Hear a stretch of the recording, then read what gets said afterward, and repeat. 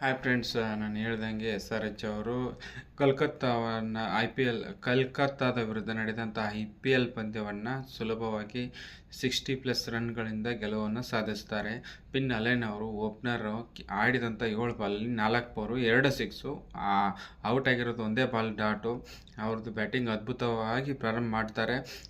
ರಘುವಂಶಿ ಅವರು ಒಂದು ಆಶ್ಚರ್ಯಕರ ರೀತಿಯಲ್ಲಿ ರನ್ಔಟ್ನಿಂದ ಜೀವದಾನ ಪಡೆದರೂ ಕೂಡ ರನ್ಔಟ್ ಆಗಿ 52 ರನ್ ಹೊಡೆದು ರನ್ಔಟ್ ಆಗಿ ಮ್ಯಾಚ್ನ ಟರ್ನಿಂಗ್ ಪಾಯಿಂಟ್ ಆಗ್ತಾರೆ ಅಂತ ಹೇಳ್ತಾ, ಇನ್ನು ಬಾಲಿಂಗಲ್ಲಿ SRH ಪರವಾಗಿ ನಿತೀಶ್ ರೆಡ್ಡಿ ಅವರು ಈ IPL ಪಂದ್ಯಾವಳಿಯಲ್ಲಿ ಮೊದಲ ಬಾರಿಗೆ ಆಲ್ರೌಂಡರ್ ಪರ್ಫಾರ್ಮೆನ್ಸ್ಗೆ ಮ್ಯಾಚ್ ತಗೋತಾರೆ. ಬ್ಯಾಟಿಂಗಲ್ಲಿ 39 ರನ್ನು, ಬಾಲಿಂಗಲ್ಲಿ 2 ಓವರ್ 17 ರನ್, 2 ವಿಕೆಟು. ಆಮೇಲೆ ಮಲಿಂಗ್ ಅವರು 2 ವಿಕೆಟ್ ಹೋಗಿದ್ದಾರೆ.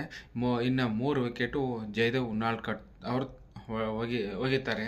ಒಟ್ಟಾರೆ ಕಲ್ಕತ್ತಾದವರು ಆಡಿದಂಥ 2 ಪಂದ್ಯಗಳನ್ನು ಸೋಲುವುದರೊಂದಿಗೆ ಈ IPL ಪಂದ್ಯಾವಳಿಯ ಪ್ರಾರಂಭ ಅತ್ಯಂತ ಕೆಟ್ಟದಾಗಿರುತ್ತೆ ಅಂತ ಹೇಳ್ತಾ, SRH ತಂಡಕ್ಕೆ ಗೆಲುವು ಸಾಧಿಸಿದ SRH ತಂಡಕ್ಕೆ ಒಂದು ಕ್ರೆಡಿಟನ್ನು ನೀಡ್ತಾ ನನ್ನ ಈ ವಿಡಿಯೋನ ಮುಗಿಸ್ತಾ ಇದ್ದೀನಿ. ಜೈ ಹಿಂದ್.